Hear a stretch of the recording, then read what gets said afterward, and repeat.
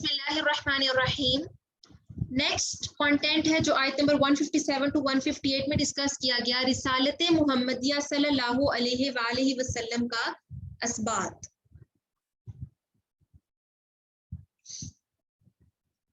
आयत नंबर 157, अल्लज़ीना वो लोग जो यत्तबिऊना वो सब पैरवी करते हैं, और रसूला रसूल की, अन्नबियल उम्मिया जो उम्मी नबी हैं, अल्लज़ी जो के यजिदूनहु वो सब पाते हैं उसको, मकतूबन लिखा हुआ, इंदहुम अपने पास, फित तौराती तौरात में, वल इंजीली और इंजील में। नबी उम्मी से मुराद कौन है? यहाँ पर नबी उम्मी से मुराद हजरत मोहम्मद सल्लल्लाहु अलैहि वसल्लम। उनको नबी उम्मी इसलिए कहा गया क्योंकि नबी सल्लल्लाहु अलैहि वसल्लम ने कोई दुनियावी तालीम हासिल नहीं की, और इसके अलावा हजरत मोहम्मद सल्लल्लाहु अलैहि वसल्लम को जिन लोगों में मबूस किया गया वो भी उम्मी थे, लिहाजा उनके पास पहले ना कोई किताब थी ना शरीयत थी, इसलिए उनको उम्मी कहा गया।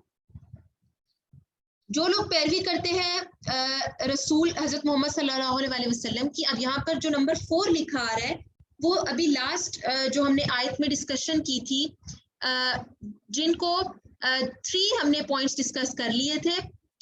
चौथा पॉइंट है जो लोग रसूल सल्लल्लाहु अलैहि वसल्लम की तालीमात पर अमल करते हैं और उनकी पैरवी करते हैं। अब आगे क्या कहा जा रहा है? अल्लज़ीना यजिदूनहु मकतूबन इंदहुम फित तौरात वल इंजील, कि वो सब पाते हैं लिखा हुआ अपने पास तौरात और इंजील में, यानी तौरात और इंजील में मोहम्मद सल्लल्लाहु अलैहि वसल्लम के आने की बशारतें और वो तमाम बातें उनको बता दी गई थी।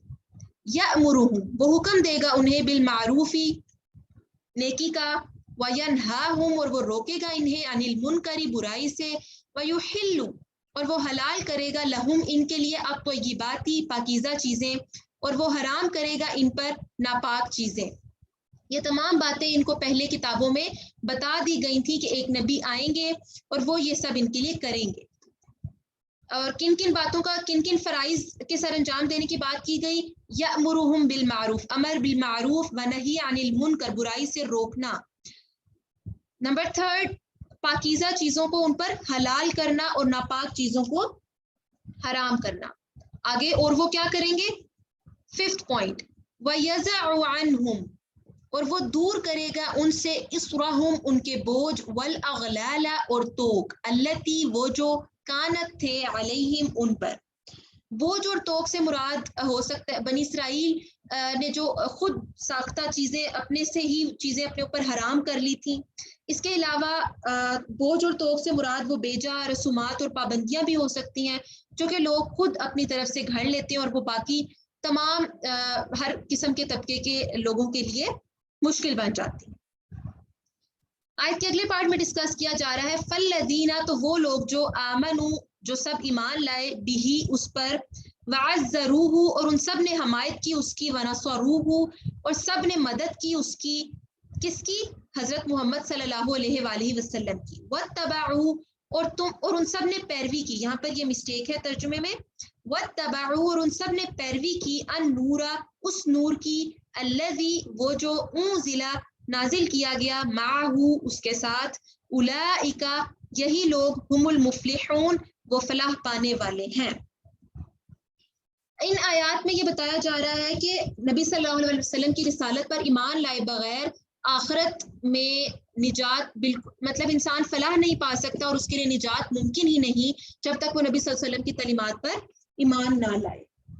इसके बाद आयत के सेकंड पार्ट में, फल्लदीना आमनु बिही वअज़्ज़रू वनसरूहु, यहाँ पर नबी सल्लल्लाहु अलैहि वसल्लम से ताल्लुक की बुनियादें बताई गई हैं, जिसमें सबसे पहले है फल्लदीना आमनु उन पर ईमान लाना, वअज़्ज़रूहु हिमायत करना, मदद करना, वत्तबअन नूरा उस नूर की पैरवी करना जो आप सल्लल्लाहु अलैहि वसल्लम पर नाजिल किया गया है, और वो है कुरान।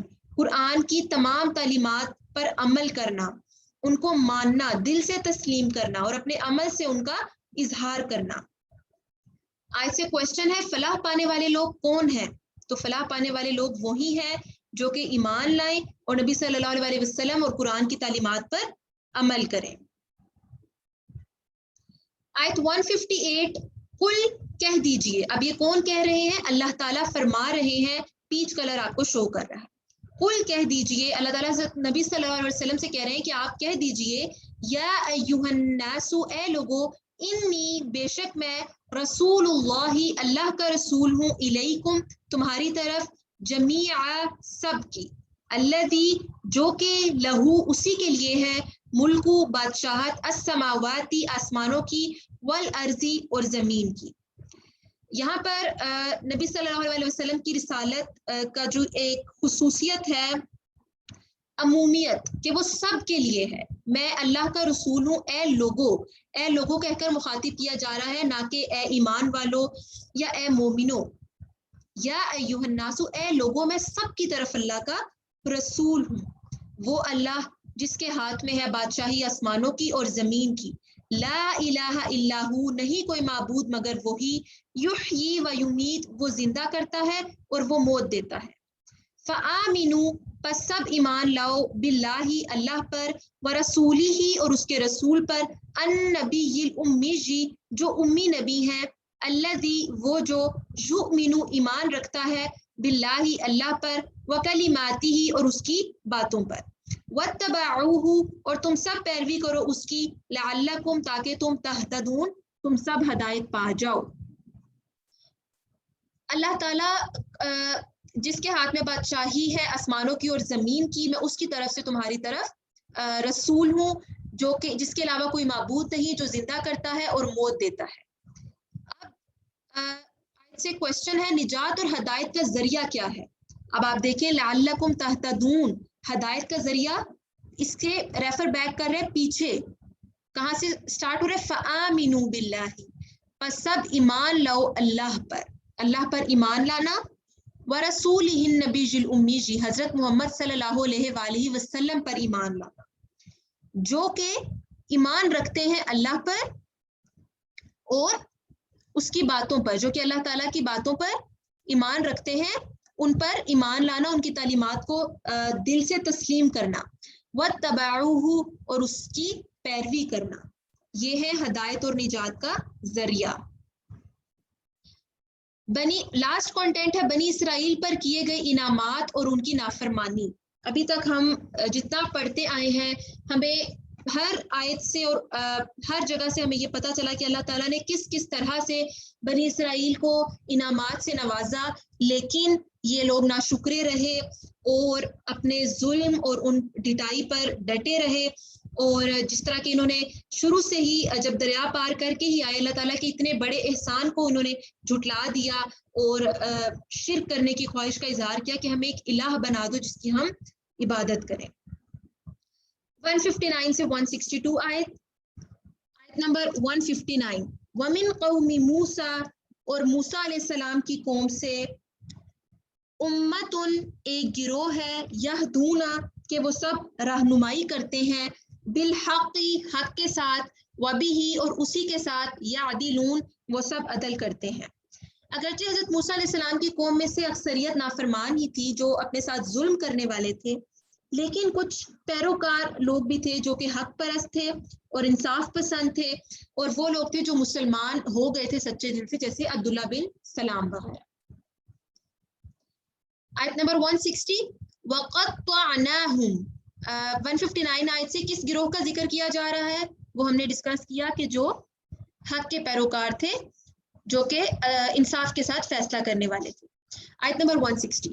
وَقَطَّعْنَاهُمْ, اور ہم نے جدا کر دیا انہیں, قطع کرنا کاٹنا, ہم نے الگ الگ کر دیا انہیں, اثنتئی عشرۃ 12 اسباقاً گروہ بنا کر, امماً قبیلوں میں. وَأَوْحَيْنَا, اور ہم نے وحی کی, إِلَى موسیٰ موسیٰ علیہ السلام کی طرف, إِذِ اسْتَسْقَاهُ جب پانی مانگا اس سے, قَوْمُهُ اس کی قوم نے, أَنِ اضْرِبْ یہ کہ تو مار, بِعَصَاكَ الْحَجَرَ اپنی لاٹھی کو پتھر پر, فَانْبَجَسَتْ تو پھوٹ پڑے, مِنْهُ اثْنَتَا عَشْرَةَ عَيْنًا اس سے 12 چشمے, قَدْ عَلِمَ تحقیق جان لیا, كُلُّ أُنَاسٍ سب لوگوں نے, مشربہم اپنا گھاٹ, اپنے پانی پینے کی جگہ. آیت کے اس پارٹ سے پہلے کوسچنز دیکھ لیتے ہیں. بنی اسرائیل کو کتنے گروہوں میں تقسیم کیا گیا؟ بنی اسرائیل کو 12 گروہوں میں، اثنتی عشرۃ 12. دراصل ان کی نسل حضرت یعقوب علیہ السلام کے 12 بیٹوں سے چلی تھی، اور ہر بیٹے کی اولاد سے ایک قبیلہ چلا، اور یوں یہ 12 الگ الگ جماعتیں بن گئی. حضرت موسیٰ علیہ السلام کو پتھر پر لاٹھی مارنے کی خبر کیسے دی گئی؟ اس آیت کے اس پارٹ سے دیکھیں، وَأَوْحَيْنَا، اور ہم نے وحی کی. یہاں سے ہمیں پتہ چلتا ہے کہ وحی کی جو ڈفرینٹ اقسام ہے اس میں وحی جلی اور وحی خفی. وحی جلی تو وہ ہے جس سے حضرت محمد صلی اللہ علیہ وآلہ وسلم کو قرآن عطا کیا گیا حضرت جبرائیل علیہ السلام کے ذریعے، اور دوسری ہے وحی خفی جس کی ڈفرینٹ اقسام ہے، دل میں بات ڈال دینا، خواب کی صورت میں القاء کر دینا. تو یہاں پر جو حضرت موسیٰ علیہ السلام کی طرف وحی کی گئی اس سے مراد یہی ہو سکتا ہے کہ ان کے دل میں بات ڈال دی گئی یا ان کو اشارہ دے دیا گیا. بنی اسرائیل پر کیے گئے کن انعامات کا ذکر کیا گیا ہے؟ ابھی تک ہم نے جو ڈسکس کیا کہ ان کے لیے چشمے، پانی کا انتظام. آگے دیکھتے ہیں، وَظَلَّلْنَا، اور ہم نے سایہ کیا، علیہم ان پر، الغمامہ بادلوں کا، وَأَنزَلْنَا اور ہم نے اتارا، علیہم ان پر، المن والسلوى من اور سلوى. کلو تم سب کھاؤ، میوں طیباتی پاکیزہ چیزوں میں سے، ما رزقناکم جو ہم نے رزق دیا تمہیں، وما ظلمونا اور نہیں ظلم کیا ان سب نے ہم پر، ولیکن اور لیکن، کانو وہ تھے، انفسہم اپنی جانوں پر، یظلمون وہ سب ظلم کرتے. اب پیچھے جو ہم احسانات اور انعامات کا ذکر کر رہے تھے ان میں سے یہ آگے کہ اللہ تعالیٰ نے ان پر بادلوں کا سایہ کیا اور ان کو من و سلوہ ان پر اتارا گیا، ان کو رزق کی فراوانی دی گئی، لیکن وہ سب اپنی جانوں پر ظلم کرنے والے تھے.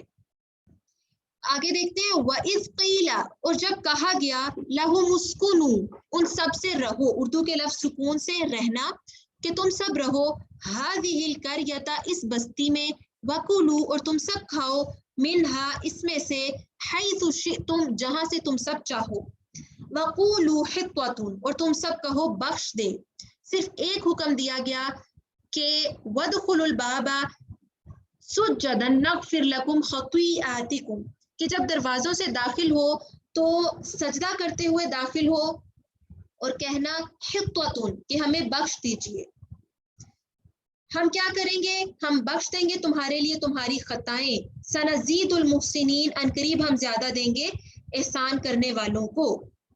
شہر میں داخل ہوتے ہوئے کیا حکم دیا گیا کہ سجدہ کرتے ہوئے داخل ہو اور حِطَّةٌ کہتے ہوئے داخل ہو. اگر وہ لوگ حکم کی پیروی کر لیتے تو انہیں کیا انعام ملتا؟ ہم بخش دیتے ان سے ان کی تمام خطائیں، ان کے تمام گناہ، اور انہیں اور زیادہ دیا جاتا. لیکن انہوں نے کیا کیا؟ فَبَدَّلَ الَّذِينَ ظَلَمُوا پھر بدل دیا ان لوگوں نے جنہوں نے ظلم کیا، منہم ان میں سے، قولاً بات کو کیسے بدل دیا؟ غیر الذی قیل لہم سوائے اس کے جو ان سے کہی گئی تھی. ان سے کہا گیا تھا کہ حِطَّةٌ کہتے ہوئے داخل ہو، لیکن وہ سب حِنطَةٌ کہتے ہوئے داخل ہوئے، جس کا مطلب تھا ہمیں گیہوں چاہیے.